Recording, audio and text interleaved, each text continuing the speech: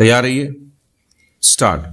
दिनांक 24/12/2015 को अपीलार्थी का पति गोपाल शरण साय 6:30 बजे अपनी पत्नी से यह कहते हुए बाहर गया कि वह रात 9-10 बजे तक आ जाएगा, किंतु वह 12 बजे रात तक भी नहीं आया। विराम। अपीलार्थी एवं उसके घर के सदस्यों ने संभावित जगहों पर उसकी खोज की, किंतु उसका कोई पता नहीं चला। विराम। अगली सुबह अपीलार्थी एवं उसके घर के सदस्यों को पड़ोसियों से पता चला कि गोपाल शरण का शरीर घनश्याम के खेत के टैंक में पड़ा हुआ है। विराम। एक गणेश ने अपीलार्थी को उसके पति से मिलने नहीं दिया। विराम। यद्यपि पुलिस ने दंड प्रक्रिया संहिता की धारा 174 के अंतर्गत अन्वेषण के लिए मर्ग संख्या 94/2015 दर्ज की, किंतु एसएसपी खरगोन को सूचना देने के बाद भी 31/12/2015 तक किसी भी व्यक्ति के विरुद्ध कोई एफआईआर दर्ज नहीं की गई। विराम। अंततः अपीलार्थी के दंड प्रक्रिया संहिता की धारा 156(3) के अंतर्गत प्रस्तुत परिवाद पर एसीजेएम के आदेश से भारतीय दंड संहिता की धारा 302/34 के अंतर्गत प्रत्युत्तर दाता गण के विरुद्ध प्रथम सूचना रिपोर्ट दर्ज की गई। विराम। हालांकि अभियुक्त संख्या 1 एवं 2 की अग्रिम जमानत याचिका उच्चतम न्यायालय में लंबित है, किंतु इसी बीच अभियुक्त संख्या 1 एवं 2 प्रत्युत्तर दाता संख्या 1 एवं 2 के विरुद्ध विद्वान अतिरिक्त सत्र न्यायाधीश मंडलेश्वर ने भारतीय दंड संहिता की धारा 302/34 के अंतर्गत आरोप विरचित किए, जिसे उच्च न्यायालय मध्य प्रदेश ने आक्षेपित आदेश दिनांक 25/2/2019 के द्वारा निरस्त कर दिया और अभियुक्त गण को उन्मोचित कर दिया। विराम। अतः मृतक की पत्नी परिवादिनी ने यह एसएलपी अपील प्रस्तुत की। विराम। पैरा। निर्णय 1।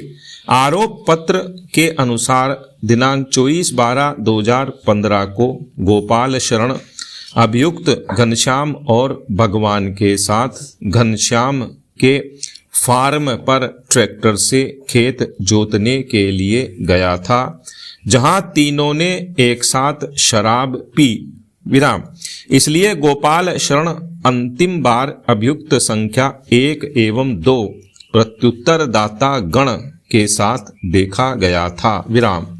घनश्याम की पत्नी उषा एवं पुत्री निशा के अनुसार घनश्याम रात 9 बजे तक घर वापस आ गया था, जबकि गोपाल शरण का शव घनश्याम के खेत के टैंक में पाया गया। विराम। फिर भी इसकी सूचना घनश्याम ने न तो पुलिस को दी और न ही अपीलार्थी या उसके परिवार के सदस्यों को। विराम। इतना ही नहीं, घनश्याम के पुत्र गणेश ने अपीलार्थी को उसके पति का शव देखने नहीं दिया और उसे पकड़कर उसके कमरे में बंद कर दिया। विराम। अतः मामले के तथ्य एवं परिस्थितियां अभियुक्त प्रत्युत्तर दाता संख्या 1 एवं 2 के विरुद्ध प्रथम दृष्टया मामला गठित करते हैं। विराम। आरोप विरचन के समय न्यायालय को केवल यह देखना होता है कि क्या प्रथम दृष्टया मामला गठित होता है या नहीं। विराम। क्या मामला कभी संदेहों से परे है, यह इस अवसर पर देखा जाना आवश्यक नहीं होता है। विराम।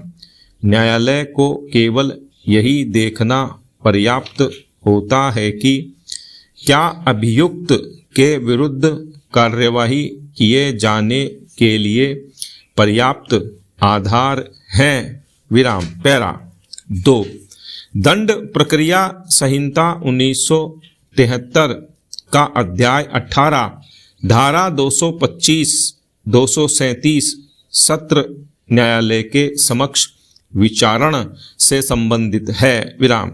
धारा 226 के अनुपालन में लोक अभियोजक को पत्र सत्र न्यायालय के समक्ष अभियुक्त वह के विरुद्ध लगाए गए आरोप का वर्णन करते हुए और यह बताते हुए मामला प्रारंभ करना आवश्यक है कि वह अभियुक्त के दोष को किस साक्ष्य से साबित करने की प्रस्तावना करता है। विराम।